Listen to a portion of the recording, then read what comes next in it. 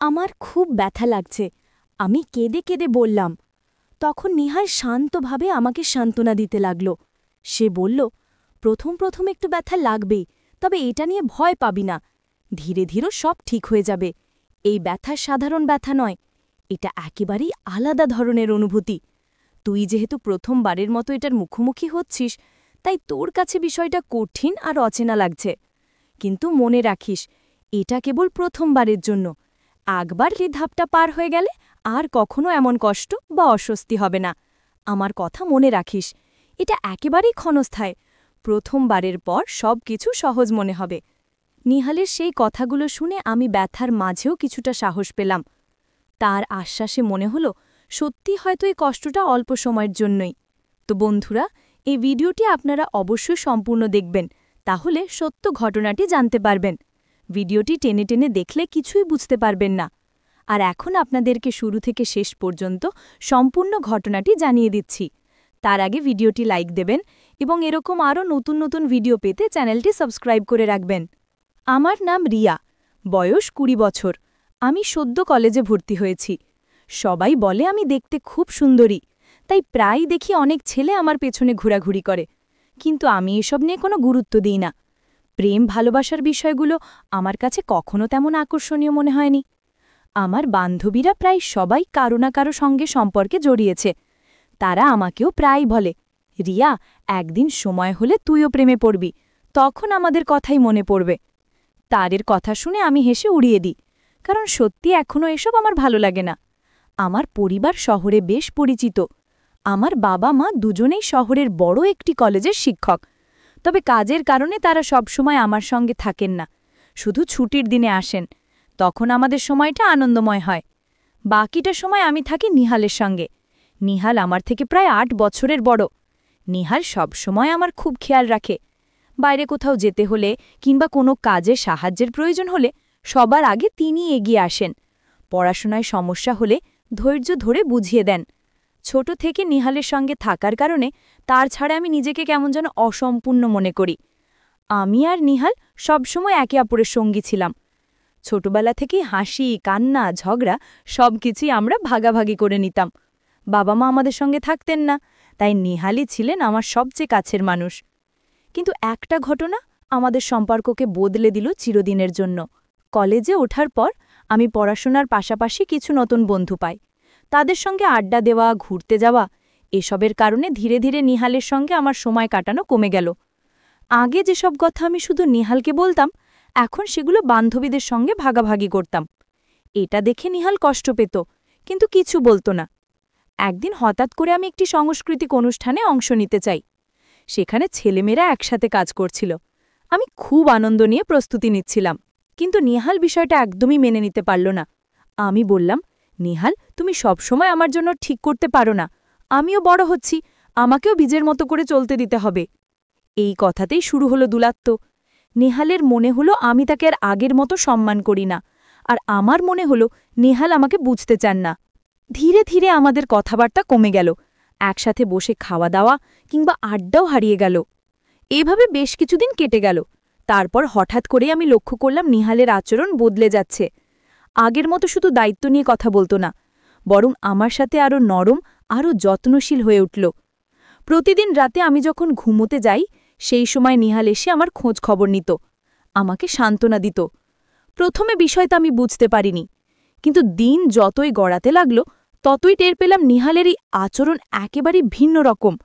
তার কথা বলার ভঙ্গি, যত্ন নেওয়ার ধরন, সব কিছুতেই যেন একটা অচেনা মায়া ভর করেছে।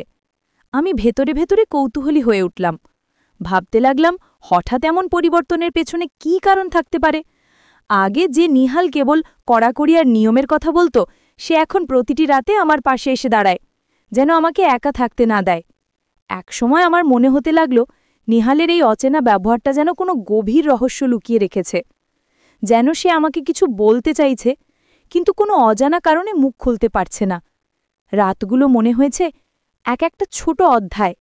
প্রতিটা রাতেই আমি নিহালের রহস্য জানার জন্য ছোট ছোট চেষ্টা করে যাচ্ছি, কিন্তু সে প্রতিবারই কিছু না কিছুভাবে এড়িয়ে যাচ্ছে। তারপর একদিন আমি সন্ধ্যায় বই নিয়ে ঘরেই বসি। রাতে বিছানায় শোয়ার আগে ভাবলাম, আজ নিহালের সঙ্গে সরাসরি কথা বলে ফেলব। দুপুরে যতটা ঠান্ডা থেকেছি রাতে ততটাই সাহস জুগছিল। রাতে যখন সবাই ঘুমোতে যায় আমি জিজ্ঞেস করলাম, তুমি কেন হঠাৎ এত বদলে গেলে, কি হয়েছে? নিহাল একটু কণ্ঠ নামিয়ে মুচকি হেসে বলল, কিছু না, তুই বেশি ভাবছিস। তার চোখে একটু অস্বস্তির ছাপ দেখলাম, কিন্তু সে মুখ খুলল না। আমি যত চেষ্টা করলাম সে প্রতিবার উত্তরকে ছোট করে দিল। আমি বুঝলাম সে জানাতে চাইছে না। রাতে যখন ঘুমোতে যাই ইচ্ছে করে চুপচাপ তার কাজের ঘরের দরজার কাছে চলে গেলাম। জানালার আলোতে দেখা যায় নিহাল মুঠোফোন হাতে বসে আছে, চোখে একটু ক্লান্তি, বারবার মুঠোফোন নামিয়ে ফেলে রাখছে। একবার সে হালকা করে একটি মেসেজ টাইপ করল, তারপর মুছে দিল। আমি মনে মনে আঁকড়ে ধরে বসে গেলাম। কি হচ্ছে তার জীবনে? আমার কাছে যেন সে কিছু লুকোতে চাইছে। দরজায় কাঁটার শব্দও শোনা যায়নি। সে বাইরে থেকে দরজার লক করে নিল কিনা জানি না। ফিরে যখন ঘরে আসলাম আমি হঠাৎ দেখলাম টেবিলে একটা ছোট কাগজ ভাঁজ করা আছে। কোনো নোট নয়, তবে কেবল অর্ধেক কালির দাগ। আমার কৌতূহল বেড়ে গেল। আমি এড়িয়ে যেতে চাইলেও ভেতরে চিন্তা আমাকে থামাতে দিল না। রাতে ঘুমানোর আগে আমি সরাসরি জিজ্ঞেস করলাম, নিহাল, তুমি কি আমাকে কিছু লুকোচ্ছ? সে দীর্ঘশ্বাস নিল, তারপর বলল, না, কিন্তু আমি চাই না তুই সেই চাপটা অনুভব করিস। তার চোখে এক অজানা দুঃখ দেখলাম। কিছু বলার আগেই সে মুখ বুজে নিল। তারপর এক রাতে আমি ঘুমের অতল গহ্বরে আচমকা জেগে উঠে দেখি নিহাল বিছানার পাশে টেবিলে বসে আছে। সে একা, চুপচাপ, হাতে এক কাপ চা। আমি থেমে দাঁড়ালাম। তার দিকে তাকিয়ে সে হঠাৎ বলল, তুই ঘুমা, কথা বড় ব্যাপার নয়। আমি তাকে ধৈর্য ধরে বলতে বললাম, নিহাল, আমি যদি তোমাকে ভালোবাসি সেই কারণেই তো জানার চেষ্টা করছি। সে চুপ করে রইল। তারপর অচেনা এক কণ্ঠে বলল, আমার জন্যে ভালো, তাই তোর সাথে এমন আচরণ। সেই কথাই আমাকে আরও বিভ্রান্ত করল। তার ভালোর ব্যাখ্যা কি যা আমাকে এড়িয়ে রাখবে? তারপর আমি লক্ষ্য করলাম নিহাল প্রতিদিনই আমার সঙ্গে শুতে চাইত আর সবসময় বাম পাশেই ঘুমাতে জোর করত। কেন সে শুধু বাম পাশেই থাকতে চাইত সেটা আমার কাছে রহস্যই রয়ে গেল। শুধু তাই নয়, রাতে শোবার আগে সে বারবার বলতো, সব লাইট বন্ধ করে দাও, এমনকি জিরো বাল্বও পর্যন্ত নিভিয়ে পুরো ঘরকে অন্ধকার করে দিত।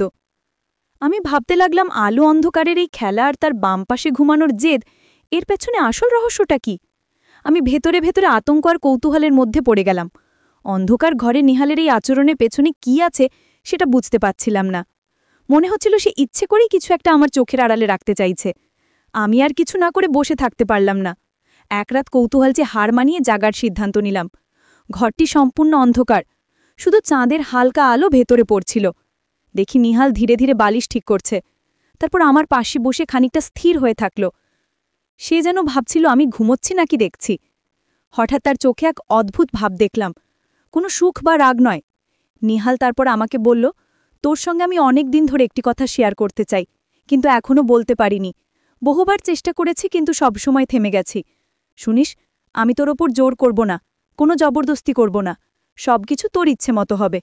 যদি তুই নিজের ইচ্ছায় রাজি থাকিস তাহলে ঠিক আছে, আর না থাকলে তুই নিশ্চিন্তে অস্বীকার করতে পারিস। এই কথাগুলি কিন্তু তুই কাউকে বলবি না। আমি তোর মামা ঠিক আছি, কিন্তু এতদিন ধরে আমি যা অনুভব করেছি সেটার কথা বলতে পারিনি, এবার বলার সাহস হলো কেবল তোর কাছে। আমি অবাক হয়ে তার দিকে তাকিয়ে রইলাম। তার চোখে এক অদ্ভুত মিশ্র অনুভূতি, ভয়, লজ্জা সবই ছিল। সেই মুহূর্তে আমার মনে হলো নিহাল শুধু আমার যত্ন নিচ্ছে না, সে আমার প্রতি কোনো গভীর অনুভূতি রাখে যা এতদিন লুকিয়ে রেখেছে। কিন্তু ঠিক তখনই ভেতর একটা অদ্ভুত দ্বিধা অনুভব করলাম। আমি কিভাবে প্রতিক্রিয়া দেখাবো, কিভাবে সেই কথাগুলো বুঝব? আমার মন ঝড়ের মধ্যে যেন তলিয়ে যাচ্ছিল। নিহাল কিছুক্ষণ চুপ করে রইল, তারপর শান্ত স্বরে বলল, আমি শুধু চাই তুই বুঝিস, সবকিছু আমার উদ্দেশ্য ভালোই। আমি চাই না কোনো ভুল বোঝাবুঝি হয়, তাই আজ বললাম শুধু তোর কাছে। আমি ধীরে ধীরে নিজের কণ্ঠে বললাম, নিহাল, আমি চেষ্টা করব বুঝতে, কিন্তু একটু সময় চাই। সেই রাত্রি যেন আমাদের সম্পর্কের ইতিহাসে এক নতুন অধ্যায় শুরু করল। আমার কৌতূহল, ভীতি আর অবাক হওয়া সবই একসাথে মিশে একটি অদ্ভুত আবেগে পরিণত হল। আমি বুঝতে পারলাম যে এই রহস্য এতদিন লুকানো ছিল, তার প্রথম আভাস আজ আমার চোখের সামনে এসেছে। তারপর রাতের অন্ধকারে আমরা দুজনে কিছুক্ষণ চুপচাপ বসে রইলাম। ঘরের নিঃশব্দতা কেবল আমাদের নিঃশ্বাসের শব্দ শোনাচ্ছিল। আমার হৃদস্পন্দন তীব্র হয়ে উঠল। মনে হলো যেন সময়ও থমকে গেছে। আমি ধীরে ধীরে বললাম, নিহাল, তুমি কি চাইছ আমাকে বোঝাতে? আমি ধীরে ধীরে বুঝতে পারলাম নিহাল সবসময় আমার খেয়াল রাখছে, আমাকে ভালোবাসছে এবং নিরাপদ রাখতে চাইছে। এই উপলব্ধি আমাকে সাহস দিয়েছে এবং আমি ঠিক করলাম আমরা একে অপরের পাশে থাকব, পরিবারের মতো বিশ্বাস আর যত্ন নিয়ে। আর এই গল্পের মাধ্যমে আমি শিখেছি সত্যিকারের ভালোবাসা মানে হলো একে অপরের প্রতি যত্ন, সাপোর্ট এবং বিশ্বাস। এটাই সবচেয়ে গুরুত্বপূর্ণ। তো বন্ধুরা, এই ভিডিওটির দ্বিতীয় পর্ব যদি আপনারা পেতে চান, অবশ্যই চ্যানেলটি সাবস্ক্রাইব করে রাখবেন।